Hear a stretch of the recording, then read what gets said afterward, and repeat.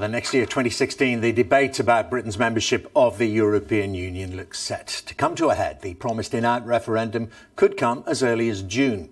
And there's a warning this morning from Eurosceptic Conservatives that not allowing government ministers to campaign freely on the issue could cause a damaging split within the party. Well, I'm joined now by one of the grandees of that party. It's fair to say the former Chancellor, Kenneth Clarke. He's in Nottingham. And a very good morning to you, Mr. Clarke. Simple question to start with. How do you think the Prime Minister did in Brussels?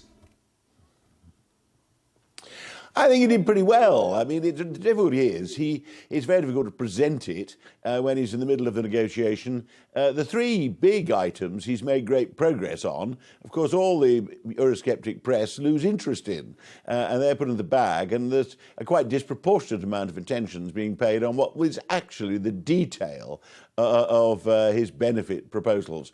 But by and large, I think what it showed was a genuine desire to reach a pragmatic solution to all this, a negotiated solution, very heavily giving David the great bulk of what he wants. And then we'll be able to get on to the real debate about Britain's role in the world and Britain's membership of the European Union.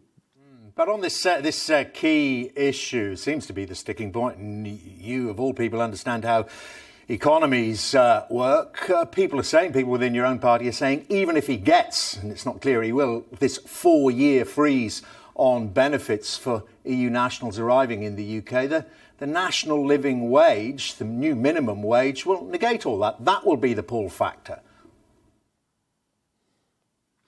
Well, it's not the key issue, the benefit of entitlement of people lawfully living here and in work and working alongside English people. It's a difficult proposition that if you're foreign, but though you're lawfully employed, you're Lithuanian working alongside the Englishman, should have less take-home pay because the benefit and tax system should discriminate against him. He won't get that. I never thought that he would. What he's interested in is trying to discourage the level of migration, having some protection against the level of migration. Although, of course, the lawful migration of people coming from the continent to work here, often with skills we haven't got, often with jobs in the health service and so on, is not the biggest problem we have of immigration. The biggest problem is the unlawful immigration and also the sudden surge in migration from war zones across Europe, coming here, coming to Calais and all the rest of it, where we've got to work with the others anyway to get that back under control because we're all vulnerable to it. So let's just be clear, you're saying he won't get this 4-year benefits freeze, and it seems to be coming from Downing Street that this is the key issue. It's not the key issue. He's never said it's the key issue. The issue he's wanting to have that addressed by putting that forward is the level of migration from the European Union. And that's the one where there's room for debate about the extent to which an individual member state should be able to control that if some really difficult circumstances arrive. But, I mean, you have to think about it. It goes in both ways. We have 2 million British people living in the rest of the EU.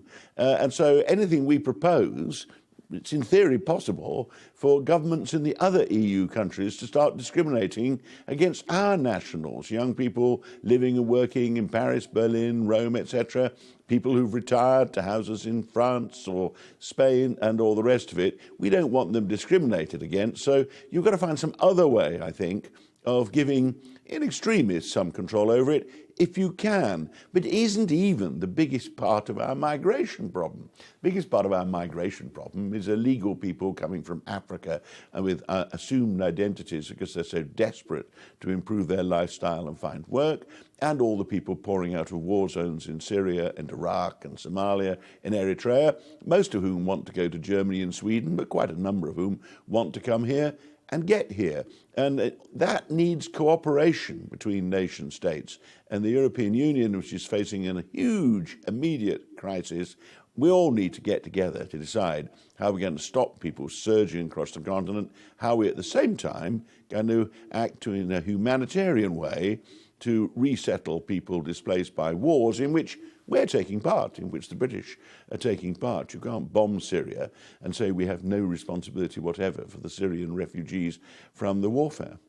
And if the referendum does come next year, how do you think it'll play out in your own party? Can I just put you some of the comments written in the paper today by your colleague Liam Fox? Dr. Fox says that the Prime Minister will start a civil war and damage the premiership of his leadership if he treats Eurosceptics as idiots during the referendum campaign.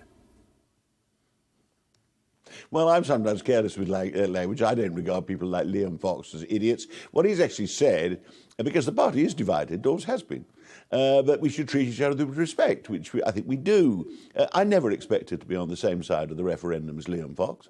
The day that David announced it, he knew that there'd be Conservatives on both sides of the campaign. He did it. Largely because he wanted to manage a debate in the party which he thought was getting out of hand and to give it an outlet, as it were. But Liam and I, and quite a lot of my colleagues in the House of Commons, will be on the other side of the debate to me. We knew that before we started.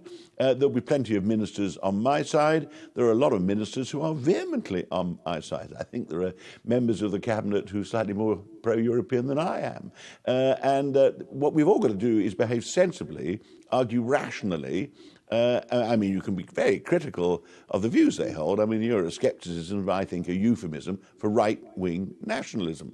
But that doesn't mean I don't think that some of them are quite intelligent and sensible and perfectly nice right-wing nationalists. And get round to the real arguments. The real arguments is how do we give Britain a bigger voice in the world to look after our interests in the complicated 21st century? What is the best base for our economy? How do we keep attracting inward investment, jobs, modern industries to this country? How do we get an outlet into the great markets of the world, including Europe, which is 50% of our market for most of the things we actually produce? So, Eurosceptics can argue to the contrary. When we get there, we want to have a sensible debate.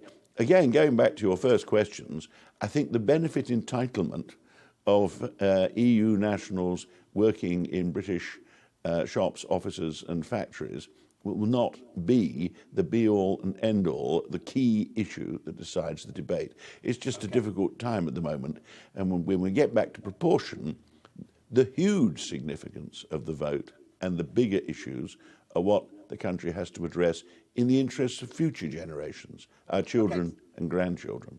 Just want to squeeze in a quick question on another issue. Mr. Clarke is a former Home Secretary, Justice Secretary, of course. This idea seems to be floated in some of the papers this morning that there should be more protection, or it should be looked at, giving more protection to police officers who use firearms on British streets. Well, I don't mind looking at it. I think the law is pretty clear, actually. So long as the police officer has a reasonable belief that he or somebody else is in danger, he's entitled to shoot. And I don't think we've had any unjust convictions of any police officers. Trouble is nowadays, again, it's a feature of the modern world we all have to live with, including, unfortunately, sometimes police officers.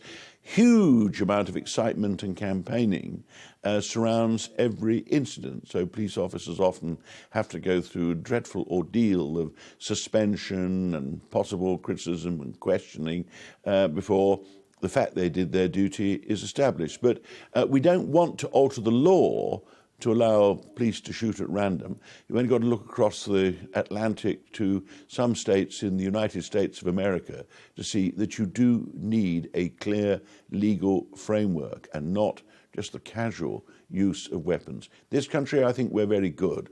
And before he shoots, a policeman has to have a reasonable belief that imminent danger is occurring. But any sensible jury, any sensible prosecutor, I hope, any sensible member of the public realises that sometimes this is an instant flash decision. You can't sit and wait to see whether the man you're looking at is about to kill you or kill somebody else that he's after.